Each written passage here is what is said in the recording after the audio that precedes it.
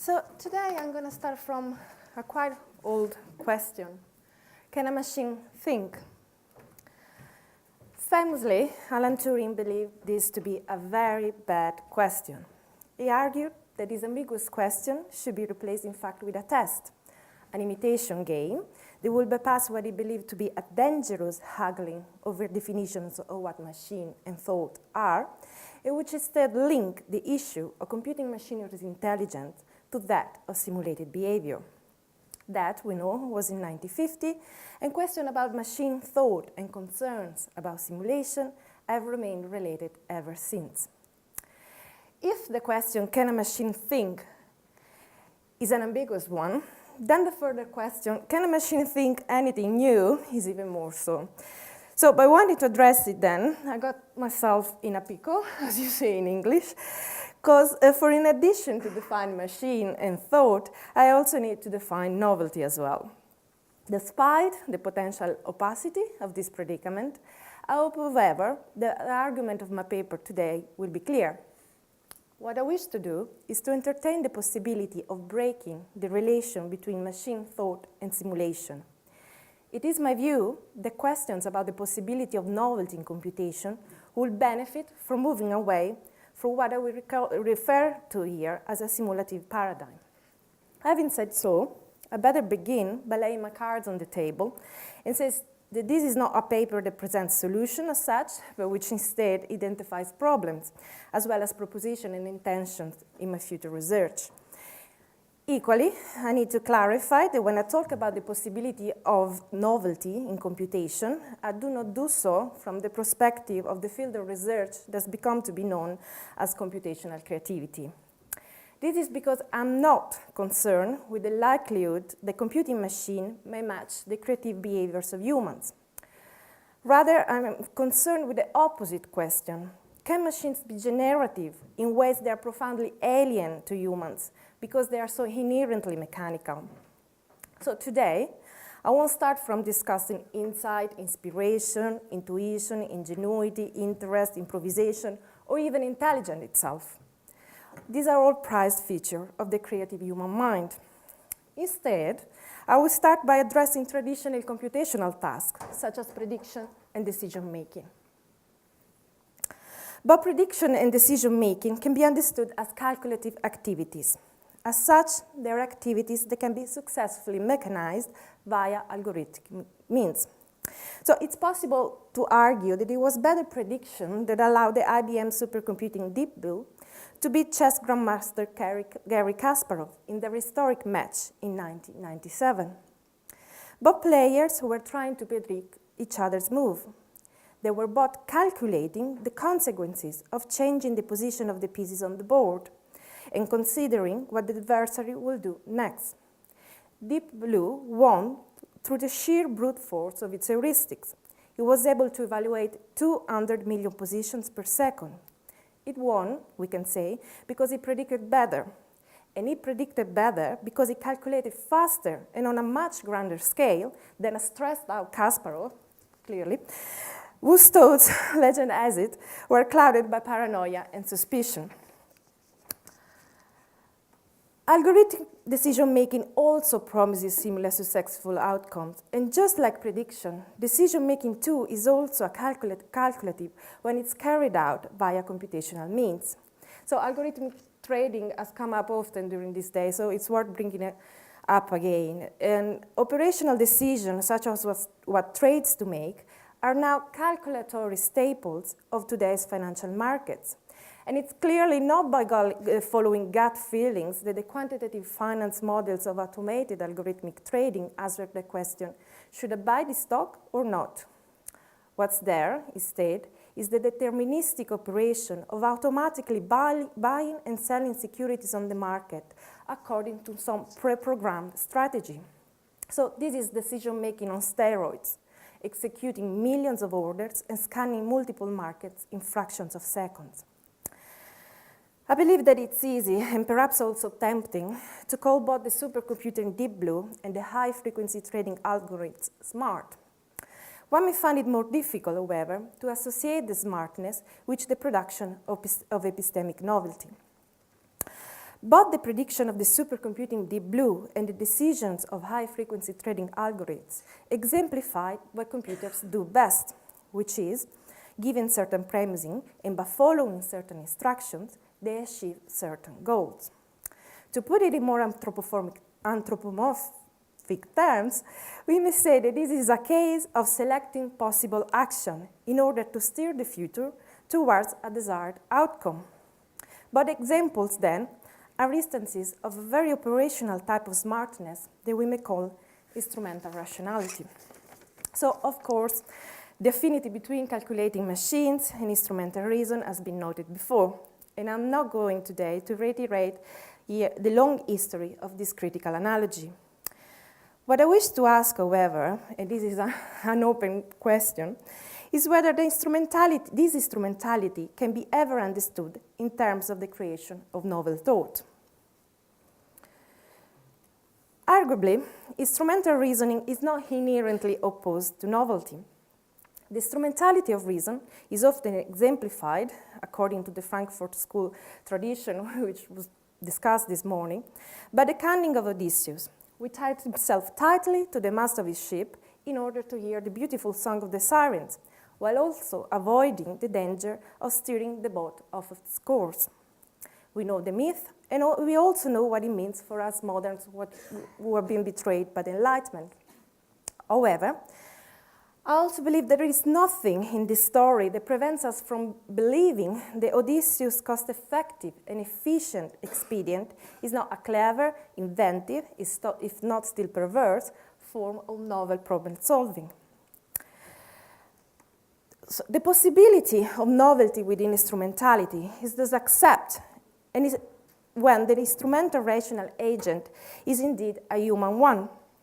Machine instrumentality is, however, different, and it's also judged differently. The crux of it is different, I believe, lies in the fundamental disparity between machines, on the one hand, and life, on the other. And I'm here using life in a philosophical sense, so in a relatively broad sense, to encompass both the living and the lived. The history of computing is characterized by a certain degree of enthusiasm in relation to the prospect of computing machines being able to produce forms of knowledge, understanding, and reasoning. This was true in the 1950s, when Turing asked, "Can a machine think?" But it's also true today, when computing is not just something that happens in university labs, but a condition that very few worldly activities can evade altogether. Along with the persistence of the dream of a thinking machine, however, what endures from the 50s till now is also the suspicion that computational cognitive or conceptual capacities can at best imitate human ones. Again, when it comes to the question, can a machine think, simulation seems to be our safest bet.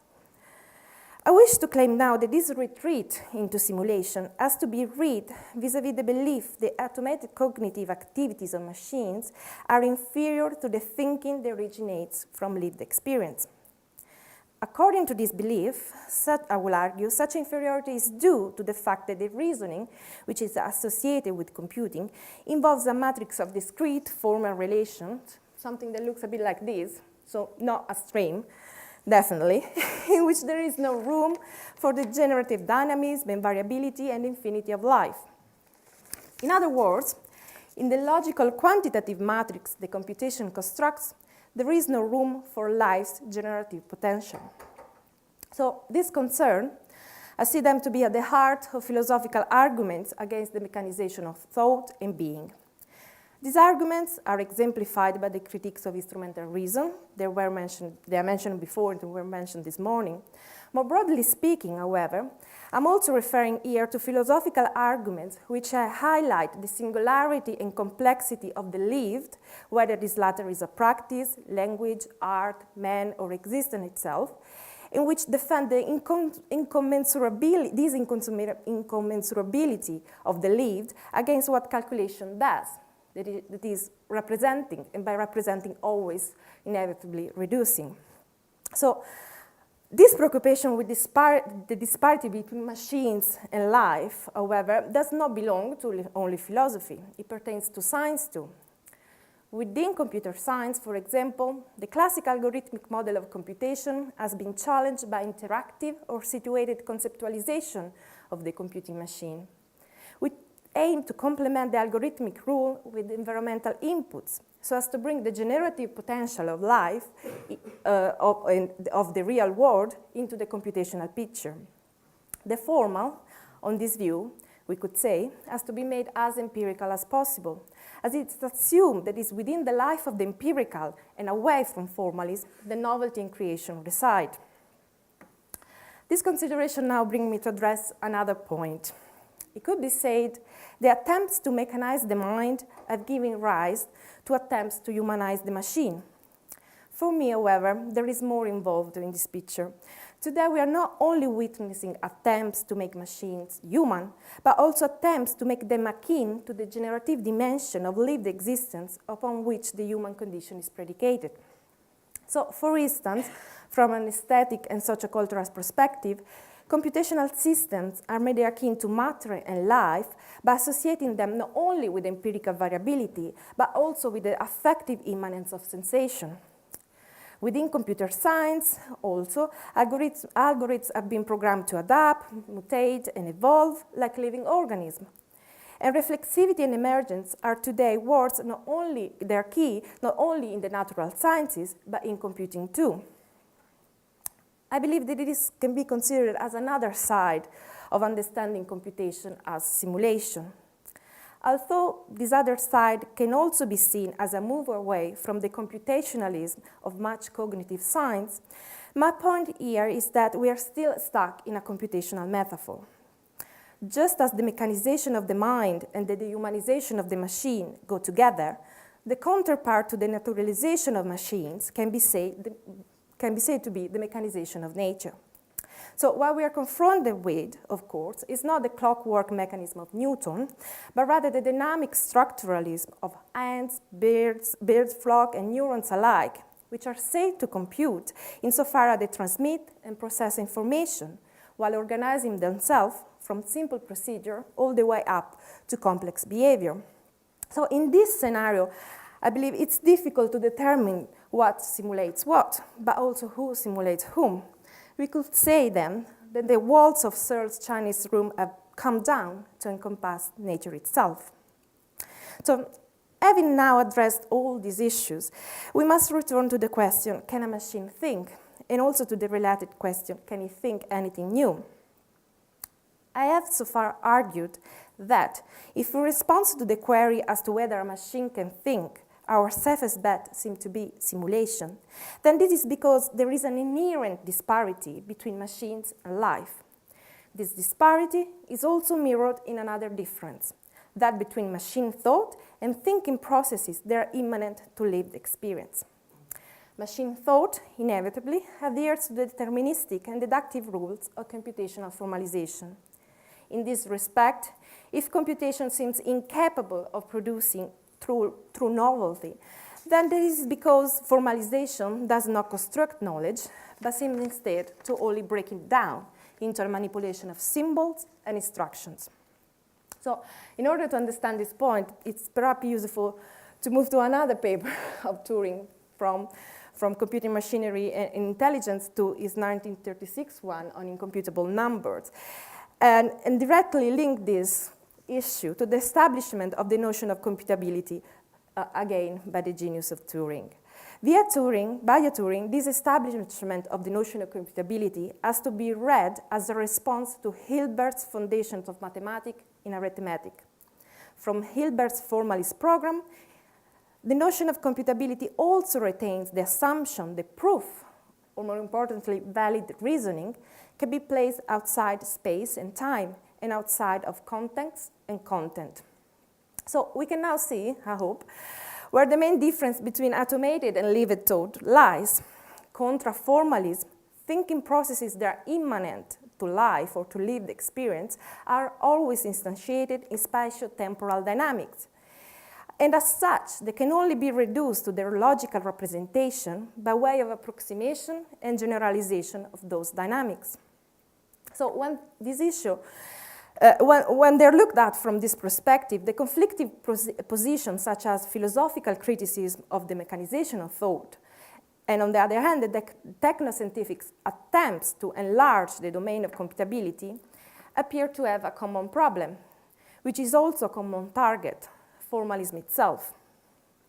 So the simulative paradigm, we can say that it reinforces this attack by aiming to intervene with informalization, humanizing it, but also naturalizing it. This operation, I also claim, can be addressed as counterparts of similar simulative endeavors, which point, however paradoxically, not away from formalization, but towards it. So for machines that can be humanized, there are always minds that can be mechanized. If a computer can do what nature does, this is because, some say, nature is always already computing. So in this scenario, whatever direction we take away or towards formalization, we are still trapped into an imitation game. And yet, now I'm coming to the core of my argument, if we recognize that this entrapment is predicated upon a striving towards either making formalism more empirical, so to speak, or towards making the empirical more formal, we can start to envisage a way out of this jam. So the exit that I propose concern accepting the disparity between machines and life, and in fact involves radicalizing it, radicalizing this disparity, but also accepting the computational formalization as its own distinct specificity. So what I'm arguing here really is that computation epistemological and cognitive production should be assessed vis-a-vis the logical quantitative character of those formalisms that underpin computing. This, of course, involves engaging with the epistemological contribution of computation, formalization, by allowing for automated modes of thought to supersede the hope of ever replicating human cognitive faculties, or the dimensions of lived experience upon which those human cognitive faculties are predicated. Similarly, however, to engage with the epistemological contribution of computation and formalization also involves recognizing that the automated modes of thought that are engendered by computation, precisely because they are hardly formalized and formalizing, propose a different order of intelligibility. This is an order of intelligibility that cannot be simply dismissed as reductive, precisely because moving away from the simulative paradigm means that we have broken the assumption that what a machine does is only representing us. So my point here is that if we are to engage with computation's possibility of producing knowledge, understanding, and reasoning, we need to start from acknowledging this other order of intelligibility, together with the way in which the computational procedure stands alongside the living organism, the physical object, and also the mathematical idea, but as a distinct entity. So my point really is that if the epistemology is different, also the ontology is. So by saying this, I hope I'm not giving the impression that I'm advocating a regression into a mind-body dualism. Nothing as such, really. What I'm advocating is the philosophical challenge of understanding the legitimacy of the processual and mechanical nature of this distinct entity the computational procedure is. And this challenge cannot be subsumed under the affirmation of This challenge cannot be subsumed under the affirmation of the superiority of life or machines over one another. So, returning to my little examples, the IBM supercomputing Deep Blue did not beat Kasparov because it thought like him. Quite the opposite. It won because it thought in a manner that was completely different to the way in which Kasparov thought, or for what matters, the way in which me, you, or we all thought. So equally, the decision-making of high-frequency trading performed on a different epistemic scale. So while I agree the formalization and also computation might obscure what is exciting and creative about reasonings in human, I would also equally say that the simulative paradigm obscures what is exciting and potentially creative in a mode of reasoning that is purely mechanical, and insofar it's purely mechanical, dramatically alien to us. So at this point, when facing the prospect of this alien thought, that I find myself in disagreement with Turing's belief that asking, can a machine think, is a meaningless operation. As mentioned at the beginning of the talk, Turing believed that this question gives rise to frustrating attempts to define what machines and thought are. However, if we don't address the question whether a machine can think from a simulative perspective, we can also realize that to define and to always keep defining, that's the key, machine and thought is indeed fundamental, because we are not addressing here any type of thought, but a very peculiar one, a mode of thought that is deterministic, deductive, axiomatic, procedural, and operational, and one it is also always quantifying, rationalizing, and discretizing. The machine that we're looking at, however, is not also any type of machine. First and foremost is an engine of logic, and it's a machine that is arithmetic, which concerns more the laws of abstraction rather than the laws of matter and life. So inevitably, and I'm concluding, the definition of novelty must also be reframed as specific to machines. So if we look for ingenuity or intuition as creative conditions, I believe that we may always be disappointed and never find them in machine thought, for the same reason that a computer can easily win a chess game, or a Go game, for what matters, or also bring about a flash crash in the market, and yet still it cannot pass the Turing test. Thank you.